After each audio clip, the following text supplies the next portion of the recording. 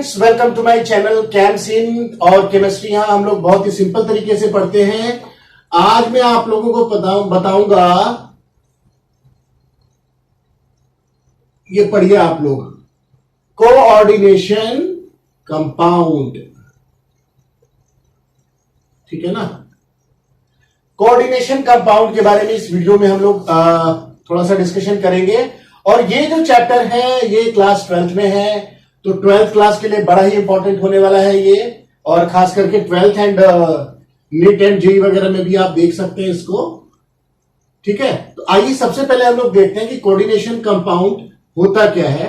उससे पहले हम लोग पढ़ते हैं कि कोऑर्डिनेशन बॉन्ड क्या होता है। कोऑर्डिनेशन बॉन्ड, क्योंकि कोऑर्डिनेशन कंपाउंड बना ही कोऑर्डिनेशन बॉन्ड की वजह से है। तो कोऑर्डिनेशन बॉन्ड वो होता है जो कि एक Lewis acid and Lewis base, Lewis acid and Lewis base के बीच में जो बॉन्ड बनता है ना, इसी बॉन्ड को हम लोग बोलते हैं कोऑर्डिनेशन बॉन्ड। तो लुईस एसिड क्या होता है? जिसको इलेक्ट्रॉन चाहिए, जो मांग रहा होता है इलेक्ट्रॉन को। ठीक है ना। तो इसको इलेक्ट्रॉन क्या है? इसको चाहिए इलेक्ट्रॉन, है ना, यानी इनपुट में इलेक्ट्रॉन आएगा। और लुईस बेस कौन सा होता है? जो इलेक्ट्रॉन इजीली अपनी साइड से निकाल सकता है, यानी वो दे सकता है। तो जैसे लुईस एसिड मान लो Cu+2 हो गया, या AlCl3 हो गया, ये सारे लुईस एसिड हो गए। या आप Fe+2 ले लो। प्लस का मतलब इसको इलेक्ट्रॉन चाहिए। और लुईस बेस कौन सा हो गया है? जैसे NH3, देखो इसके पास लोन पेयर है। इसके अलावा वाटर H2O है ना, इसके पास भी ऑक्सीजन में 2 लोन पेयर है। इसी तरीके से Cl-, इसके पास इलेक्ट्रॉन है, तो ये दे सकता है। तो ये लुईस एसिड और लुईस बेस के बीच में जो बॉन्ड बनेगा बिकॉज ऑफ दिस शेयरिंग, इसको हम लोग बोलते हैं कोऑर्डिनेशन बॉन्ड। ये ध्यान रखना। अब हम लोग पढ़ेंगे बेसिकली कि कोऑर्डिनेशन कंपाउंड होते क्या है। तो ध्यान रहे, कोऑर्डिनेशन कंपाउंड जो बनाते हैं वो ट्रांजिशन एलिमेंट्स जो होते हैं ना, यही बनाते हैं। क्यों बनाते हैं ट्रांजिशन एलिमेंट्स? जो ट्रांजिशन मेटल्स होते हैं, ट्रांजिशन मेटल्स कोऑर्डिनेशन कंपाउंड बनाते हैं। इसका रीजन है कि ट्रांजिशन एलिमेंट में जो मेटल्स होते हैं ना, इनके पास 3D 4D 5D यानी कि जो d ऑर्बिटल है, d ऑर्बिटल इनके पास होता है। और ये most of the time vacant होता है इसमें। ठीक है ना। अगर d ऑर्बिटल वैकेंट है तो d ऑर्बिटल में ये उस वैकेंट प्लेस में इलेक्ट्रॉन को ला सकते हैं, यानी इलेक्ट्रॉन को मांगेंगे कि मुझे और इलेक्ट्रॉन चाहिए, तो वैकेंट में इलेक्ट्रॉन को रख सकते हैं। तो इसीलिए जो ट्रांजिशन मेटल्स हैं ये कोऑर्डिनेशन कंपाउंड फॉर्म करते हैं। अब हम लोग अगर देखें, एक तरीके से जो सिंपल सॉल्ट होता है, पहले ये चीज है क्या थोड़ा सा देखते हैं। अगर किसी सिंपल सॉल्ट के बारे में आपने देखा, लाइक NaCl, सभी को पता है NaCl में ये अगर आप वाटर में डालते हो तो Na+Cl- में ब्रेक हो गया। इसी तरीके से अगर हम डबल सॉल्ट देखें, डबल सॉल्ट आपका हो गया, जैसे आपका कॉमन हम लोग देखते हैं एलम, जिसको फिटकरी बोलते हैं। तो K2SO4 Al2SO4 thrice dot 24H2O, है ना, ये फॉर्मूला आप लोगों ने पढ़ा होगा। इसको भी अगर आप वाटर में डालो तो देखो यहाँ डिफरेंट डिफरेंट आयंस, K+ भी मिलेगा, SO4-2 मिलेगा, Al+3 मिलेगा। तो अलग अलग आयंस में ये ब्रेक हो जाएगा। डबल सॉल्ट इसलिए हुआ क्योंकि इसमें देख रहे हैं आप अलग अलग आयन, 2 स्पीशीज हैं इसमें, K2SO4 एंड Al2SO4 थ्राइस। अब अगर हम कोऑर्डिनेशन कंपाउंड की बात करें तो ये डिफरेंट कैसे है इन सभी से। तो सबसे पहले हम लोग देखते हैं कि इससे डिफरेंट होना कैसे चाहिए। तो एक एग्जांपल हम लोग लेते हैं कि एक कोऑर्डिनेशन कंपाउंड ये बनता कैसे है। तो वेरी सिंपल एग्जांपल हम लोगों ने लिया, ठीक है ना, K4FeCl6। ठीक है। अब देखिए, सबसे पहले हम लोग इसको अगर वाटर में, एक्वियस स्टेट, हम किसी भी सॉल्वेंट में डाल सकते हैं जिसमें ये आयंस ब्रेक हो सकते हैं, लाइक वाटर। तो वाटर में अगर हमने डाला तो कायदे से होना क्या चाहिए था? हमें K+ भी मिलना चाहिए था, Fe+2 भी मिलना चाहिए था, और Cl- मिलना चाहिए था। लेकिन ये नहीं मिलता है, यही मिलता है। एज इट इज जो वाटर में हमें मिलता है ना, वो ये मिलता है FeCl6 और -4। बेसिकली यहां 4K+ मिला, तो चार्ज बैलेंस के लिए यहां पे -4 मिलता है। ठीक है। अब ये ऐसा जो मिलता है यही डिफरेंस क्रिएट करता है कि ये कोऑर्डिनेशन कंपाउंड है, यानी कि इसको आप ब्रेक नहीं कर रहे हो। तो यहां पे वो जो चीजें होती है उसको हम लोग समझते हैं कि ये है क्या। बेसिकली यही जो कॉम्प्लेक्स पार्ट है ना, इसी को हम लोग बोलते हैं कोऑर्डिनेशन कंपाउंड। देखिए आपको पता है Fe ट्रांजिशन मेटल है, ठीक है ना। इसका जो इलेक्ट्रॉनिक कॉन्फ़िगरेशन अगर हम करते हैं तो 3d6 आता है लास्ट में, तो यानी इसमें 4 इलेक्ट्रॉन है अनपेयर्ड में। फाइनली हम उस तरीके से देखते हैं तो इसके पास जो मेटल होता है, देखिए मेटल की वैलेंसी दो तरीके से होती है। मेटल की जो वैलेंसी होती है वो दो तरीके से होती है। जो फर्स्ट वैलेंसी होती है जिसमें ये इलेक्ट्रॉन क्या करता है, मेटल्स आप सभी को पता है इलेक्ट्रॉन रिलीज करता है ना। तो अगर इलेक्ट्रॉन रिलीज करेगा तो इसको काउंटर करने के लिए कोई नेगेटिव चार्ज आएगा, दैट इज एनायन, ठीक है ना। इस वैलेंसी को हम लोग बोलते हैं प्राइमरी वैलेंसी। इस वैलेंसी को हम लोग क्या बोलते हैं, प्राइमरी वैलेंसी। जहां पे सिंपल ये मेटल की प्रॉपर्टी शो करेगा कि इलेक्ट्रॉन को रिलीज किया, उसके लिए यहां पे नेगेटिव चार्ज अगर मतलब कोई एनायन आ जाएगा इसको बैलेंस करने के लिए, ठीक है ना। अब देखते हैं हम लोग इसका जो सेकेंडरी वैलेंसी। सेकेंडरी वैलेंसी क्या चीज है, इसको ही समझना मेन कंसेप्ट है यहां पे। तो जो सेकेंडरी वैलेंसी होती है ये होती है ड्यू टू डी ऑर्बिटल, है ना। डी ऑर्बिटल में होता क्या है कि इसको इलेक्ट्रॉन चाहिए होता है। इलेक्ट्रॉन इसको देता कौन है, यहां पे ये Cn दे रहा है। इस Cn को हम लोग बोलते हैं लिगेंड, ठीक है ना। तो लिगेंड क्या करता है, ये लोन पेयर देता है। अभी मैंने आपको बताया था कि कोऑर्डिनेशन बॉन्ड क्या होता है, Lewis acid and Lewis base के बीच में जो बॉन्ड होता है। तो ये जो कोऑर्डिनेशन बॉन्ड बना, इसी की वजह से जो कॉम्प्लेक्स बन रहा है, इसी से इसको हम लोग बोलते हैं कोऑर्डिनेशन कंपाउंड या कॉम्प्लेक्स कंपाउंड, ठीक है ना। तो ये लोन पेयर Cn, ये लिगेंड है, ये लोन पेयर अपना दे रहा है सेंट्रल मेटल एटम को। यहां पे देखिए ये जो शेयर कर रहा है ये डी ऑर्बिटल में जा रहा है, तो ये जो बॉन्डिंग हो गई इसको सेकेंडरी वैलेंसी बोलते हैं। हर एक मेटल की सेकेंडरी वैलेंसी फिक्स होती है, ध्यान रखना, हर एक मेटल की सेकेंडरी वैलेंसी फिक्स होती है। अब आप ये भी ध्यान दो कि जरूरी नहीं है कि इसका कोऑर्डिनेशन नंबर, अभी कोऑर्डिनेशन नंबर भी हम लोग देखेंगे क्या होता है। आप देखो जैसे अगर हम इसकी बात करें, सपोज करो ये है ना, अगर यहां प्लस है तो हम एक कोई माइनस लगा सकते हैं AgCl, यहां पे प्लस एंड माइनस हो गए। तो अब यहां पे आप देखो कि NH3 Ag से कितने NH3 अटैच है, 2, ठीक है ना। तो यहां पे NH3 आपको पता है अमोनिया, या लोन पेयर है अमोनिया के पास, है ना। तो नाइट्रोजन के पास लोन पेयर है तो ये इसको दे सकता है, तो यहां भी इस तरीके से बनेगा और यहां पे भी Cn। तो यानी सबसे जरूरी चीज इसमें यह आती है कि कोऑर्डिनेशन कंपाउंड में दिस कोऑर्डिनेशन बॉन्ड बनेगा और जो लोन पेयर देगा उसको हम लोग बोलेंगे लिगेंड। लिगेंड और लुईस बेस में कोई फर्क नहीं है, सिर्फ नाम का फर्क है। ये वही वाली बात हुई कि कोई हिंदी भाषी है तो आप उससे हिंदी में बात करेंगे, अगर आप कहीं इंग्लैंड जाते हैं या ऐसी जगह जाते हैं जहां सभी लोग इंग्लिश में बात कर रहे हैं तो आप इंग्लिश में बात करेंगे, you will talk in English. वही वाली चीज है कि ये लुईस बेस, और अगर आप यहां पे आए तो उसको हम लोग क्या बोलेंगे, लिगेंड। तो ये कंफ्यूज मत होना कि लिगेंड और लुईस बेस अलग है, सेम है। अब आते हैं हम लोग कोऑर्डिनेशन स्फीयर। जैसे सपोज करो, ठीक है ना, ये हमारा मेन कंसेप्ट है।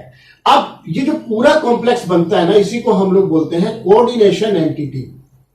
इस पूरे कॉम्प्लेक्स वाले पार्ट को हम लोग बोलते हैं कोऑर्डिनेशन एंटिटी। इसमें क्या क्या चीजें हैं, सेंट्रल मेटल जो कि लुईस एसिड की तरह बिहेव कर रहा है, और ये लिगेंड है। अब कितने हैं क्या है इसको अभी हम लोग देखते हैं, ठीक है ना। तो this is coordination entity. Second part जो आता है वो आता है आपका, सेकंड थर्ड आप कुछ भी बोल सकते हैं। अब आता है कि कोऑर्डिनेशन नंबर। आइए इसको देखते हैं कि कोऑर्डिनेशन नंबर क्या होता है। तो कोऑर्डिनेशन नंबर का मतलब कि लिगेंड कितने लोन पेयर दे रहा है। आप ये मत सोचना कि जितने लिगेंड अटैच हैं उतना ही कोऑर्डिनेशन नंबर होता है, ये गलत है। आप यहां बोलोगे 6 लिगेंड अटैच हैं तो इसका कोऑर्डिनेशन नंबर कितना हुआ, 6। नहीं, ये कितने लोन पेयर दे रहा है, ठीक है ना। इसको आप लिख लो नंबर ऑफ लोन पेयर। जितने लोन पेयर लिगेंड देता है, number of lone pair given by ligand, यही होता है कोऑर्डिनेशन नंबर। ये ध्यान रखना। तो यहां पे Cn के केस में क्या होता है कि जनरली अगर हम कार्बन और नाइट्रोजन में देखें तो नाइट्रोजन की इलेक्ट्रॉनिगेटिविटी ज्यादा है, तो नाइट्रोजन इलेक्ट्रॉन को ज्यादा होल्ड करेगा, कार्बन की कम है, तो कार्बन अपना लोन पेयर दे देगा। तो यहां पे एक CN एक ही लोन पेयर दे रहा है, ओनली वन लोन पेयर दे रहा है। तो यहां 6 में आप बोल सकते हैं कि इसका कोऑर्डिनेशन नंबर कितना है, 6 है। लेकिन कंसेप्ट क्लियर होना चाहिए कि लोन पेयर जितना होता है उतने कोऑर्डिनेशन नंबर होता है। तो आप ये समझ गए एंटिटी क्या है, कोऑर्डिनेशन नंबर आप समझ गए क्या होता है। इसके बाद इसको बोलते हैं कोऑर्डिनेशन स्फीयर, ये जो पूरा स्फीयर बना हुआ है ना। इसके बाद ये जो लिगेंड्स अटैच होते हैं, है ना, ये जो लिगेंड्स अटैच होते हैं ये एक 3 डायमेंशन में एक हेड्रॉन बनाते हैं, तो पॉलीहेड्रॉन इनको बोलते हैं हम लोग, दैट इज कॉल्ड पॉलीहेड्रॉन। ठीक है, एक टर्म और आता है हमारे पास पॉलीहेड्रॉन।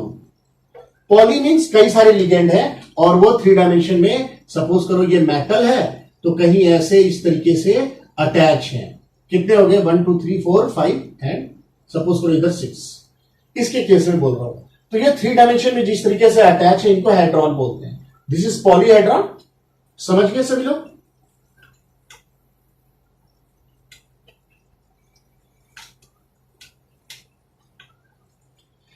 इसके बाद देखते हैं अब हम लोग कि जो सेंट्रल मेटल के पास आपने देखा, जैसे एक एग्जांपल मैं आपको और दिखाता हूं।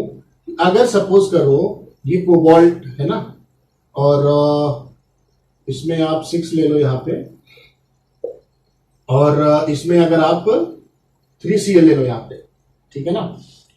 इस तरीके से ये एक कॉम्प्लेक्स कंपाउंड बन रहा है। तो मैं आपको एक बार ये भी शो कर लूं कि प्राइमरी वैलेंसी और सेकेंडरी वैलेंसी कहां काम आ रही है। अब देखिए क्लोरीन पे माइनस चार्ज होता है, तो क्लोरीन पे माइनस चार्ज है 3 माइनस, यानी इसके पास 3 प्लस चार्ज आएगा। और अभी मैं आपको बताऊंगा कि ये न्यूट्रल लिगेंड है NH3, है ना, तो इसके ऊपर कोई चार्ज नहीं, तो सारा का सारा चार्ज CO+3 पे है। तो यानी कि जो CO अटैच है वो 6 NH3 से अटैच है, 1 2 3 4 5 एंड 6। देखो ये जो 6 NH3 से अटैच है ना, ये कौन सी वैलेंसी से अटैच है, ये है इसकी सेकेंडरी वैलेंसी। सेकेंडरी वैलेंसी है। प्राइमरी वैलेंसी आपको मैंने बताया था ये डायरेक्टली यूज होती है इलेक्ट्रॉन्स के ट्रांसफर में। तो सपोज करो एक यहां हो गया, एक इधर हो गया और एक इधर, कहीं भी शो कर सकते हैं। तो ये प्राइमरी वैलेंसी होगी। This is primary valency. समझ गए सभी लोग। तो प्राइमरी वैलेंसी, सेकेंडरी वैलेंसी, किस तरीके से मेटल का अरेंज हुआ ये आप लोगों ने देख लिया। और इस तरीके से कॉम्प्लेक्स कंपाउंड में हमने बहुत बेसिक चीज समझ ली, है ना।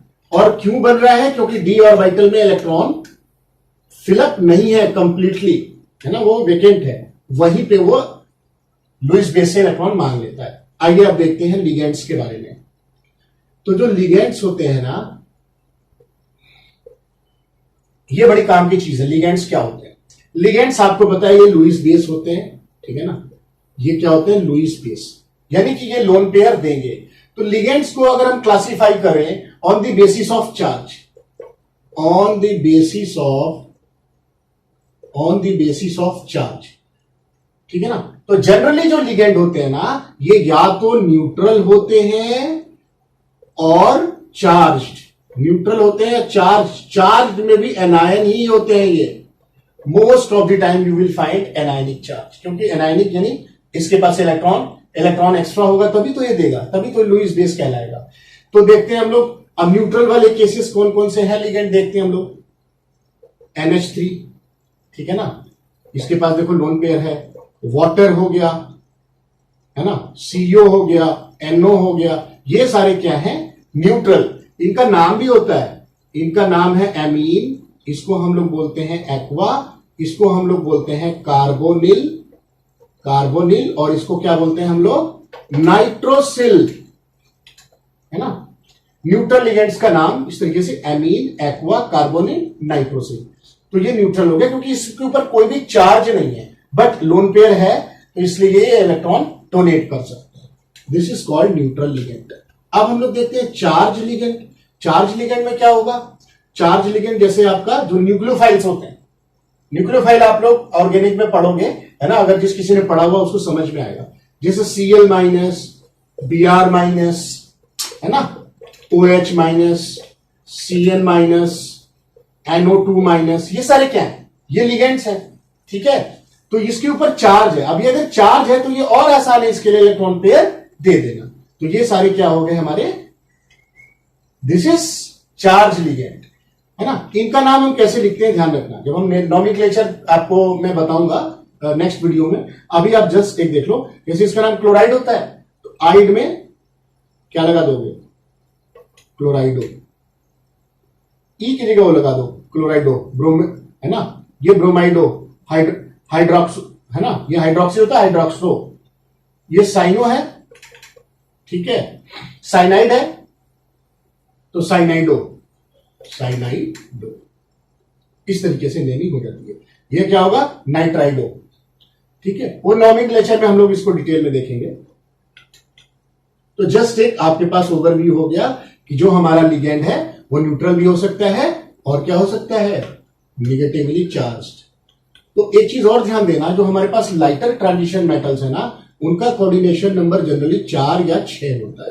देखिए शॉर्ट 2, 3, 4 कुछ भी कर सकते हैं, बट मैक्सिमम 6 तक कर सकते हैं। जो लाइटर ट्रांजिशन मेटल जो होते हैं ना, lighter transition metals show mostly 4 और 6 कोऑर्डिनेशन नंबर, और जो हायर है वो 6 से ज्यादा भी शो करते हैं, ठीक है। अब लिगेंड का क्लासिफिकेशन हम लोग देखेंगे, है ना।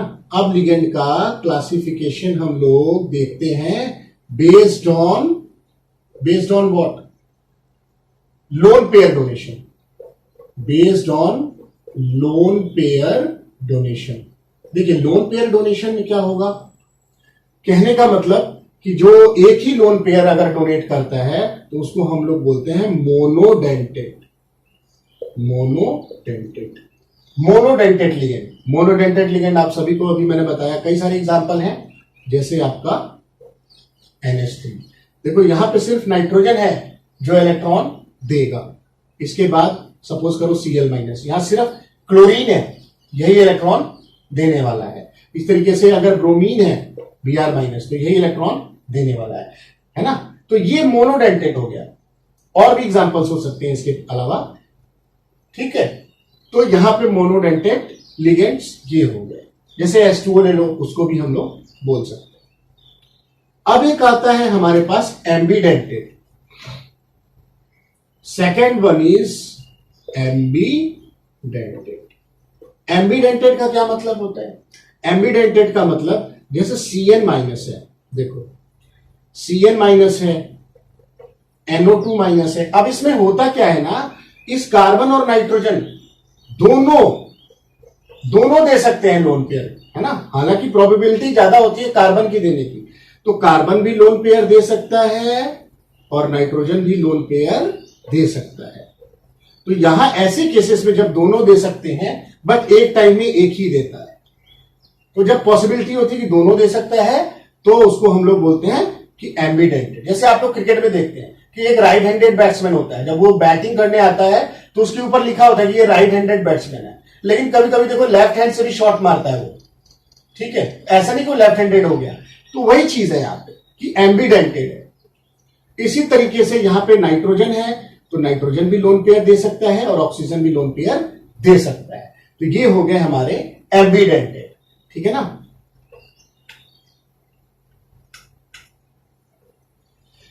इसके बाद हम थर्ड देखते हैं। थर्ड है आपका this is called polydentate.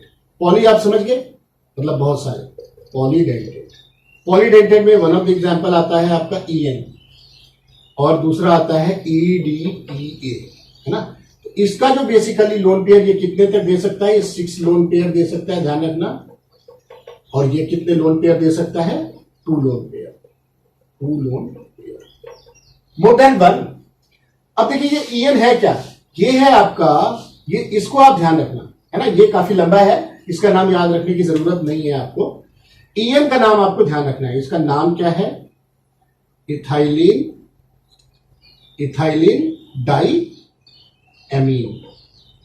Ethylene diamine यानी इसका स्ट्रक्चर अगर हम देखना चाहें तो कुछ इस तरीके से देखिए, जब 2 CH2 इथाइलिन होता है तो EN का जो स्ट्रक्चर है वो CH2 NH2 इथाइलिन डाइएमीन।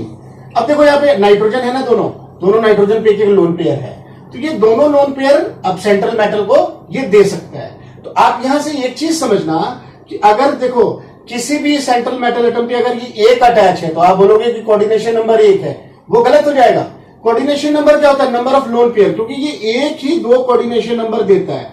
इसलिए ये चीज आप ध्यान रखना कि कोऑर्डिनेशन नंबर हमेशा क्या होता है कि जो लोन पेयर देता है, ना कि कितने लिगेंड अटैच हैं। तो ये हमने बेसिक पढ़ लिया लिगेंड के बारे में, और थोड़ा बहुत बेसिक हमने देख लिया कि जो कॉम्प्लेक्स कंपाउंड या कोऑर्डिनेशन कंपाउंड बनता है उसके क्या एंटिटीज में क्या क्या चीजें होती है, ठीक है ना।